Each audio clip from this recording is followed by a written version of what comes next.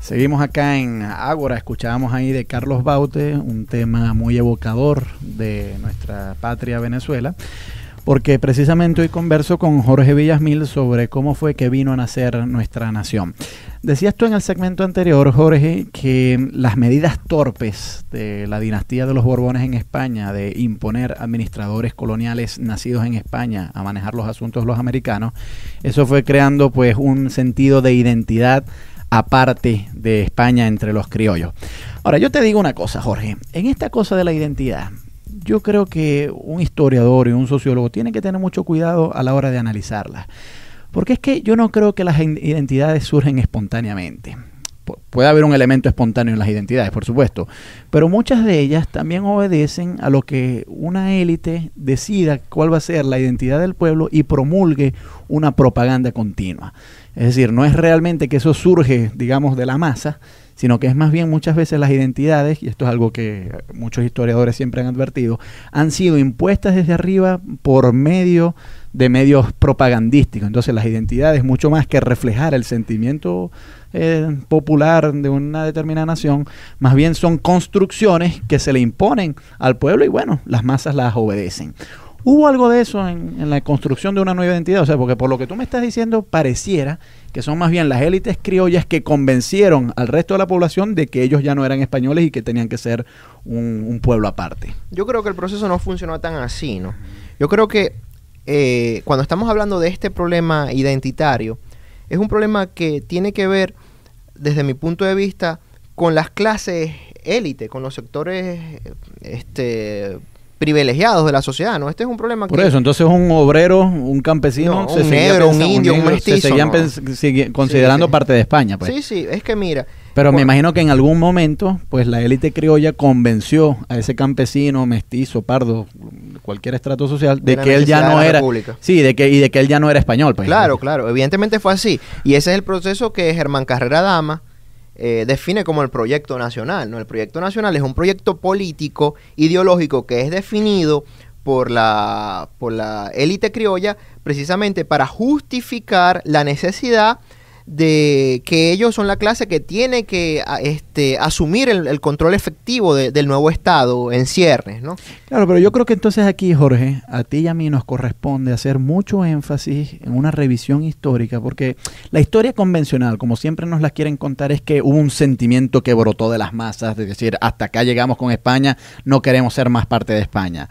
Y yo creo que si hacemos una revisión histórica más aguda, con mayor análisis, nos damos cuenta de que es una élite que quiere romper con España y trata por todos los medios de convencer al pueblo que convive con esa élite de que lo sigan en esa ruptura. Sí, sí, de verdad fue así. Mira, esos discursos historiográficos y políticos que plantean la independencia de Venezuela como una revolución social, para mí eso es demagogia, con mucho respeto, ¿no? Para mí no es así. Y es tan así que no es una revolución social, que esa situación de descontento generalizado es la que podría explicar los procesos posteriores, porque de alguna manera a los colectivos sociales, a las grandes mayorías, se les dice que la independencia iba a significar una mejora sustancial para su calidad de vida. Y no es así. No es así. Yo creo que la percepción que ellos tienen en este momento histórico del significado real de la independencia es que sencillamente la élite peninsular es desplazada del poder por la élite criolla, pero el orden social establecido sigue siendo el mismo, pues. O sea, entonces, en 1811, pues la mayor parte de la población venezolana aún no se siente propiamente venezolana. Yo creo que no solamente no es que se siente venezolana, porque es que el Estado Nacional venezolano surge mucho después. Fíjate que podríamos hablar del surgimiento del Estado Nacional venezolano con el colapso de la República de Colombia o la Gran Colombia en 1830. Bueno, existía la Capitanía General de Venezuela, sí, sí. Pero digamos, cuando una persona se iba a identificar su gentilicio, no decía yo soy venezolano. Yo creo que es más o menos... Se iba a la provincia, ¿no? Sí, es más o menos una analogía podemos hacer, bueno, con el Zulia. Es decir, tú y yo, si nos preguntan de dónde venimos y coincidimos, supongamos, en México, en otro país, en España, en Francia, lo primero que vamos a decir es venimos de Venezuela. Ahora, uno podrá decir, bueno, pero es que en realidad ustedes proceden del Zulia, supongamos, que lo cual es una región completamente distinta al resto del país. Puede ser, pero por ahora tú y yo nos seguimos sintiendo venezolanos. Claro, y sospecho que la mayor parte de esa gente pues se sentía siendo española todavía. Claro, Y es un pequeño grupo que convence a los demás de que ya ellos no se deben sentir españoles, sino con una identidad aparte. Pero eso es un proceso que se da al calor de la estructuración de los estados nacionales en América Latina, y es un proceso lento. Incluso hay estados, como el caso de Cuba, como el mismo caso de Puerto Rico, que logran su independencia definitiva a finales del siglo XIX, fíjate tú. Y Panamá surge como una ruptura posterior de la República de Colombia. Entonces ese reacomodo geopolítico y geoestratégico es un reacomodo bastante lento, ¿no? En todo caso, ¿qué es lo que hay? O sea, ¿qué es lo que hay al inicio de las guerras independentistas? Bueno, si hay una conciencia, hay una identidad, pero esa identidad te define como americano. Por eso es que tú lees los discursos, las proclamas, los manifiestos de las cartas de los grandes próceres, Bolívar, Miranda. ¿Y quién firma esas cartas? Un americano meridional, por ejemplo, Simón Bolívar. ¿Ves? Un americano del sur. ¿Por qué? Porque hay una conciencia de totalidad. Y se explica precisamente porque el Estado Nacional como tal es un proyecto que está en desarrollo, es un proyecto que aún no está consolidado, pues. Una vez que se firme el acta de independencia y se declara formalmente la ruptura con España, ¿cómo reacciona España frente a eso? Bueno, España de una vez reacciona con violencia, pues. ¿Qué es lo que ve España en el caso de Caracas, de la provincia de Venezuela? Bueno, ve un poco de gente que de alguna manera está rompiendo la unidad con la monarquía. Y eso es un acto de traición, es una felonía. Pero hay que irnos un poco más atrás. Tú sabes que todo esto se hace posible porque en el año de 1808 los franceses, los ejércitos napoleónicos invaden la península ibérica. Entonces, bueno, ¿qué es lo que hace la monarquía de Portugal, los Braganza? Bueno, se vienen a Brasil, pues, escapando de los ejércitos de ocupación. ¿Qué es lo que hacen los españoles? Bueno, los españoles, la monarquía española en un primer momento trata de asumir una política de resistencia a la ocupación, pero esa política no dio resultados, ¿no? El rey legítimo, que es Fernando VII, dimite. Por la presión francesa, bueno, entonces dimite a favor del hermano de Napoleón, que es José Bonaparte. Entonces, bueno, ¿qué es lo que pueden ver las colonias americanas? Bueno, están viendo que el rey ahora proclamado es un rey que es ilegítimo, porque en todo caso ellos pertenecen o forman parte de un cuerpo que es la monarquía ibérica. Ellos no son parte de la monarquía francesa.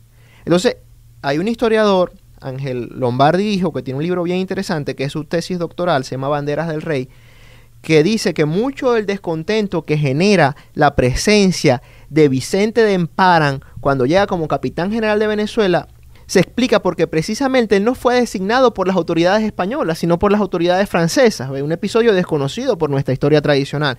Entonces, bueno, los blancos criollos no podían ser leales a una autoridad que en principio no es legítima, pues. Se pierde lo que en ciencia política se denomina como la legitimidad de origen. Y eso explicaría ese intento o ese golpe de Estado que de alguna manera entonces lleva el proceso desde, en un primer momento, unas posiciones de búsqueda de autonomía a una ruptura definitiva.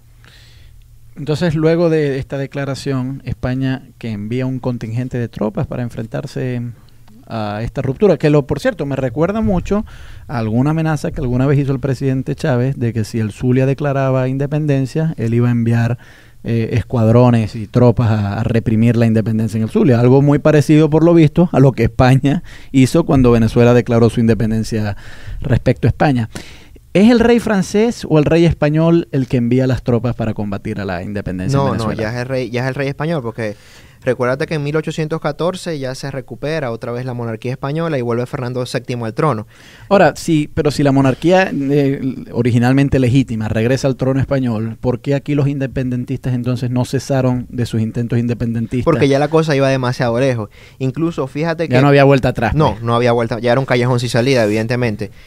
Fíjate que, bueno, el reducto del gobierno legítimo de la monarquía queda en Cádiz, las famosas Cortes de Cádiz. Y es en Cádiz porque precisamente es uno de los pocos lugares que no está ocupado con los franceses. Entonces, bueno, esas famosas Cortes de Cádiz lo que tratan de hacer es convocar a todos los diputados representantes de todas las colonias de la América Española y de todos los dominios ultramarinos, como ellos los definían, también la gente de Filipinas y tal y cual. Pero lo importante de estas Cortes de Cádiz es que de alguna manera se crea desde la resistencia a la ocupación francesa y de forma consensuada una constitución para todo el reino que de alguna manera podríamos definir como la primera constitución liberal de la historia de Occidente, abiertamente liberal, que es la Constitución de Cádiz de 1812. Entonces, de alguna manera, esta constitución ofrecía a través de sus derechos y de sus responsabilidades unas prerrogativas que sí le permitían a los blancos criollos tener un control más significativo de sus espacios políticos. O sea, derogaba entonces la política anterior de los Borbones. Era como una especie de superación paulatina del absolutismo monárquico. Tendríamos que revisar el texto en detalle.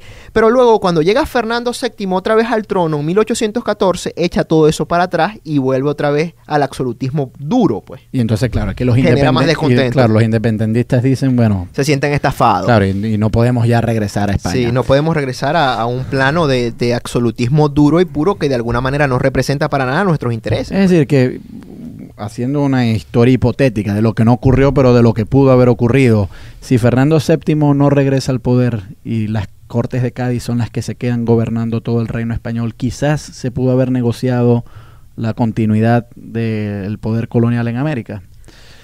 Mira que nosotros como historiadores tenemos prohibidos desde que estamos en el primer semestre hacer esos planteamientos, ¿no? Bueno, claro, historiadores contrafácticos. Sí, eso, yo creo que es una pregunta perfectamente legítima. Y si ustedes les enseñaron eso, muy mal que les hayan enseñado eso. Porque yo creo que perfectamente uno puede plantearse escenarios hipotéticos, alternativos. Sí, sería un escenario hipotético, claro. Lo que pasa es que nosotros tratamos de trabajar con lo realmente sucedido, ¿no? Claro, lo que pasa es que es imposible saber qué otras cosas hubieran podido suceder.